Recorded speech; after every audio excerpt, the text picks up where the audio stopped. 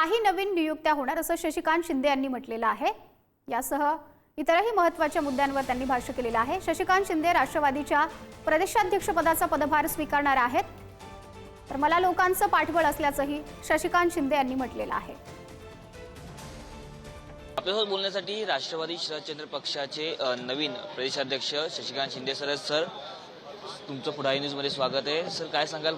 कालच पदभार स्वीकारलेला आहे, काय मोठे आव्हान तुमच्या समोर असणार आहेत? खरं म्हटलं तर पदभार मला काल स्वीकारलेला आहे। लोकांनी, नेत्यांनी मला फार आशीर्वाद दिला, चांगल्या प्रकारचा पाठबळ दिलेला आहे।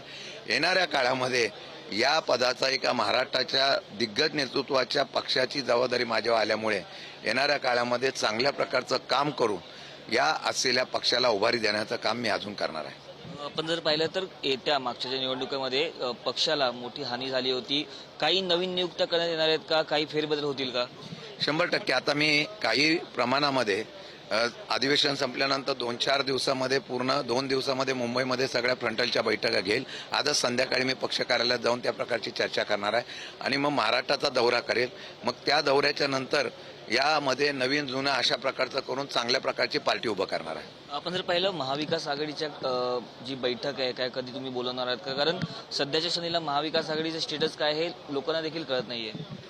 म्हणजे की महाविकास आघाडीमध्ये कोण नवीन बिडू येईल का, कोण जाईल? आता आम्ही 3 जण आहोत, महाविकास आघाडी म्हणून काम करतो। येणारा भिडू काय, कशा प्रकारचा निर्णय घेतील त्यावेळेला मग पुढचं ठरू। आज देखील आपण पाहिलं विरोधकांनी चड्डी बनियान घालून आंदोलन केलं, काय सांगाल?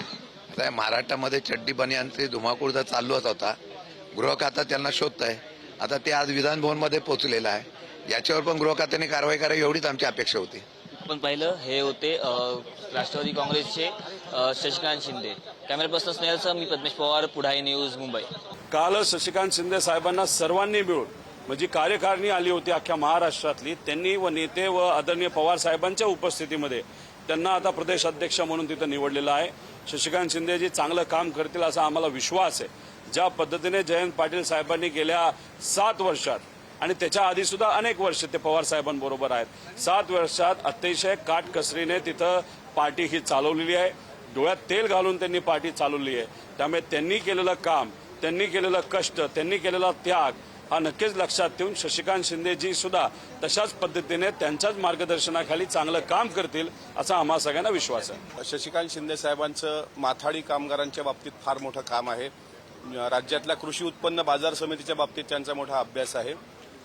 त्याच्यामुळं त्यांच्या समोरील आव्हानं पण मोठी आहेत, कारण पूर्वीच्या प्रदेशाध्यक्षांनी म्हणजे आम्ही पण बरेच वर्ष त्यांच्यासोबत काम केलं, म्हणजे जयंत पाटील साहेबांसोबत त्यांनी 1 बूथ 10 यूथ ही कन्सेप्ट राबवली होती, जी आजही प्रत्येक पक्षानं राबवली पाहिजे असा तो अजेंडा आहे।